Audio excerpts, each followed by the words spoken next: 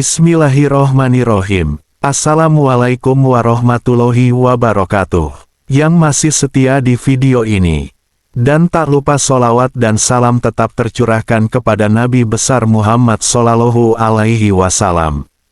Semoga sobatku dimudahkan rezekinya, diberi kesehatan dan diampuni dosa-dosanya. Sobatku yang dirahmati Allah, tahajud adalah salah satu ibadah yang sangat mulia, pintu rahasia antara hamba dan Tuhannya di sepertiga malam. Namun, tahukah kita, sebaik apapun seseorang beribadah, bisa jadi amalnya menjadi sia-sia jika tidak dijaga dengan benar. Termasuk dalam sholat tahajud, ada hal-hal yang dapat membatalkan dan menghapus keutamaannya. Inilah 5 perkara yang bisa membuat sholat tahajud menjadi sia-sia. Pertama, niat yang tidak ikhlas. Banyak orang bangun malam bukan karena ingin mendekat kepada Allah, tapi karena ingin dipuji, dianggap soleh, atau sekadar mengikuti tren ibadah. Padahal, tanpa keikhlasan, tahajud hanya menjadi gerakan tubuh tanpa ruh, tidak akan sampai ke hadapan Allah. Kedua, lalai dari kewajiban sholat fardu. Bagaimana mungkin seseorang berharap kemuliaan dari sholat sunnah, sementara sholat wajibnya sering ditinggalkan?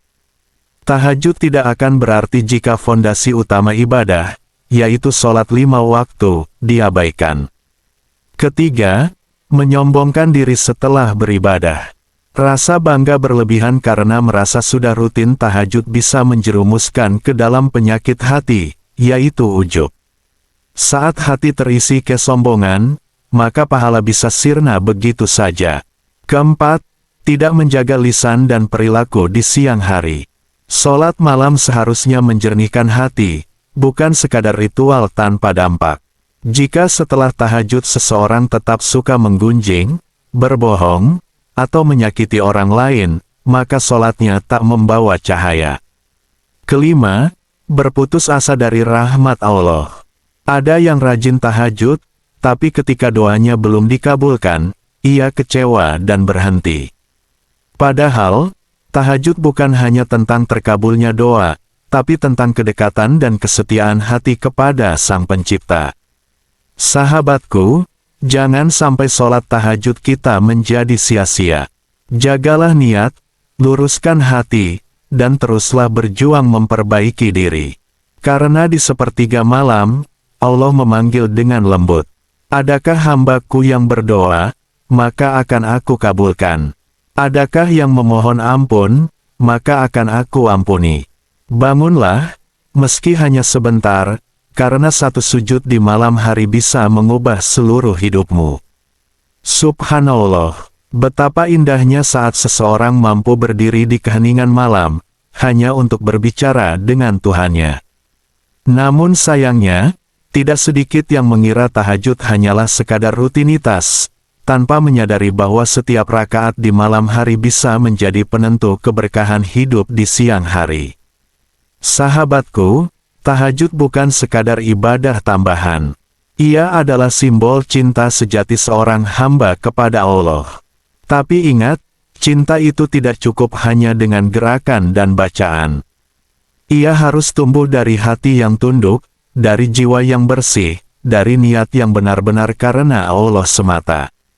Ketika seseorang bangun malam dengan hati yang lalai, tanpa rasa harap dan takut kepada Allah, maka tahajudnya mungkin selesai, tetapi ruhnya belum tersentuh.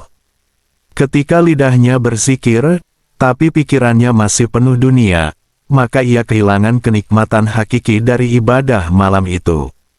Maka marilah kita menjaga sholat tahajud agar tetap hidup dan bermakna. Jadikan malam sebagai waktu untuk meneteskan air mata penyesalan, bukan sekadar melafazkan doa tanpa rasa. Jadikan sujud sebagai tempat menyerahkan segala keluh kesah, bukan hanya untuk meminta dunia semata. Ingatlah, Allah tidak butuh tahajud kita, kitalah yang butuh cahaya darinya. Tahajud yang diterima bukan yang panjang bacaannya, tetapi yang tulus niatnya. Bukan yang keras suaranya, tetapi yang lembut hatinya. Maka, Jagalah sholat tahajudmu dari 5 perkara yang bisa membatalkannya.